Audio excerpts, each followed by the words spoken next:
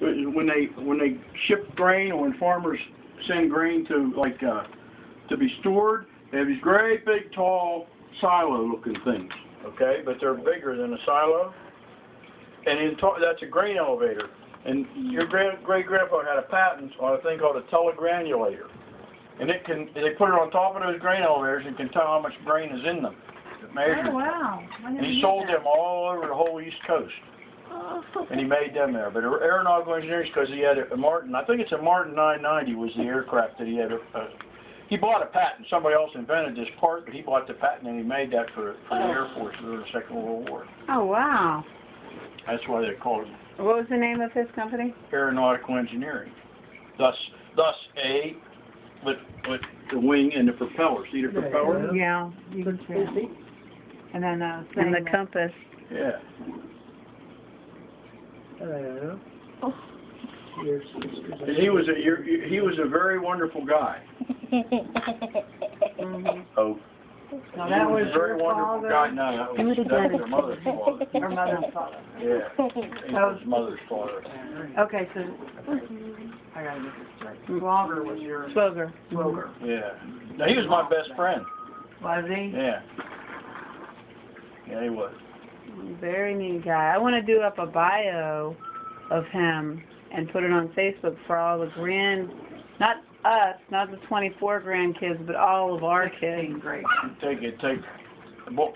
Take a book. I know it. He went to jail one time. I wanted to write a book. I wanted to interview everybody. I'm going to go around and get stories from people. I'll tell you what he did, Diane. I can still show you his first ward school in Carnegie, Farnborough School. But it was a 3-story school building, and they condemned the 3rd floor. Okay, so they could no longer hold school on the 3rd floor. Well, they lived in Scott Township, Renterdale. Renterdale was part of Scott Township, but it had its own little school district back in the day when everybody had their own little school district, you know. Yeah. So they had, past 8th grade, they had to send their kids to some other school district. So the Renterdale School District elected to send their kids to Carnegie for high school. And Carnegie had a 3-year high school, so the freshman year they were going to put them in the 3rd floor of the school, and it had been condemned. And so he wouldn't let his kids go to school. Phyllis was the one that was involved in it. She couldn't go to school. And they arrested him, and he had pictures in the front page of the Pittsburgh Press with him in jail. And they were interviewing him, and he caused such a ruckus. This is what he wanted to do. Well, they stopped him from going to school there because he was correct. You can't send kids to a condemned building. Right. No, you can't. You know? Not at all. He was a very principled person. If he believed something like that, he didn't care. He'd go ahead, put me in jail. I don't care. Mom said he never just cursed at the darkness. He always lit a candle. Yeah, exactly. That's a very good way to describe it. Yep. Very good way to describe it.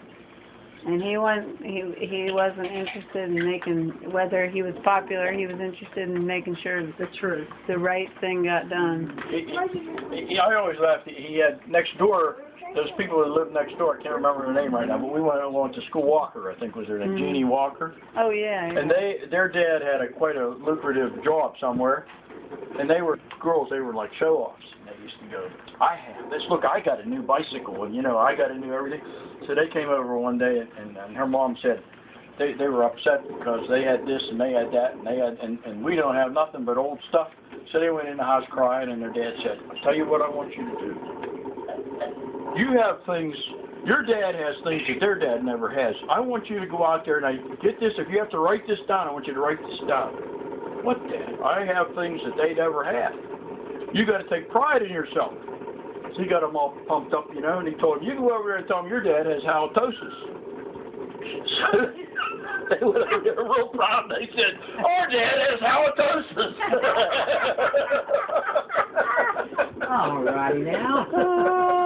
Yeah, let's be proud. Well, that goes to show you just about how smart kids are. That's great. They don't know what they're talking about. Yeah, that was his idea. She said they got all upset, said, well, I guess our dad don't have that. Did somebody tell them what it was? Well, they figured it out after a while. You can have that, I don't care. I don't want any of that. Oh, that's too funny. All righty. He was quite. I'm gonna get my purse out. Okay. Yeah, get Hand me my- mine. Hand me my.